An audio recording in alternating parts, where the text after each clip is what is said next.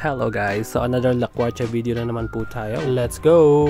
Kung familiar na nga sa inyo itong lugar na to, malamang napanood nyo na yung vlog review ko dito 3 years ago. Dito na naman nga tayo sa paborito kong tambayan ng Cella Loft Hotel. Dito lang yan sa FB Harrison Street, dito lang din yan sa Pasay. Actually malapit lang siya sa Buendia Station guys, 3 to 5 minutes walking lang ando na kayo. Actually yung totoong agenda namin talaga sa gala na to is yung Pyro Musical Competition. So since nandito ka na lang din sa Manila, sulitin mo na yung gala. Since malapit lang naman yung Cella Loft Hotel sa Intramuros, gumala na rin kami before kami pumunta sa MOA para manood ang Pyro Musical Competition. And speaking of Pyro Musical, may separate vlog nga rin pala ako about dito kung nagbabalak rin kayo manood. Guys, ang ganda niyan, promise. But for now, skip na muna natin yan. So yun, after ng dire-diretsong gala, maghahanap ka talaga ng pahinga. Huy!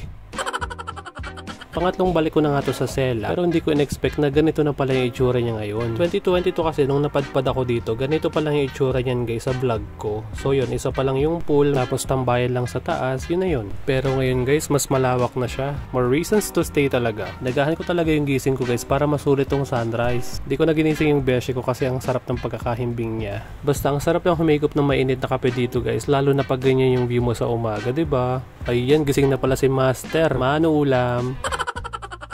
Nga pala guys, meron na nga rin pala sila ditong breakfast buffet. Mag-add lang kayo ng 399 pesos kung gusto nyo mag-avail. Unlimited lapang na to from 5 AM hanggang 11 AM. Bilang nanggaling tayo sa kampo na masisiba, hindi natin papalagpasin yan. Sobrang sarap nga kumain dito guys, lalo na pag ganyan yung view, diba? Naparami nga yata yung kain ko, kaya bukas na lang ako magda-diet.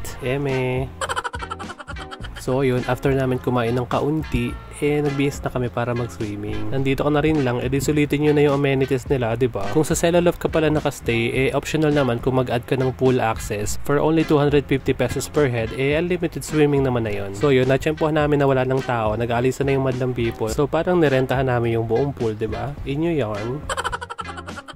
Nakaka-relax talaga mag-swimming dito, lalo na pag ganyan yung city view, diba? At kitang-kita mo naman talaga nag-i-enjoy ang beshi kong dolphin.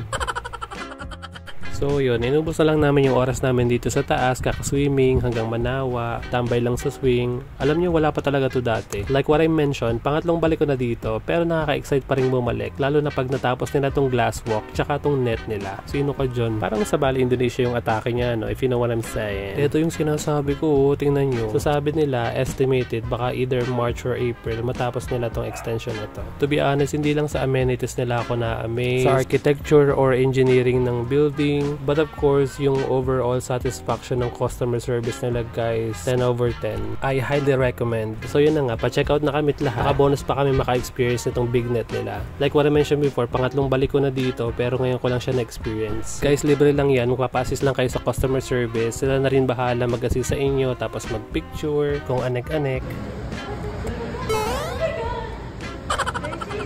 Pwede nga rin pala kayo tumamba dyan kung gusto nyo. Pero kasi kami pauwi na rin, kaya nagpa-picture na lang kami kay kuya. Nakakatakot at nakakalula naman talaga, kaya tawan-tawa si kuya sa amin. So yun lang, hanggang dito na lang. Share ko lang naman. Thank you. Bye-bye.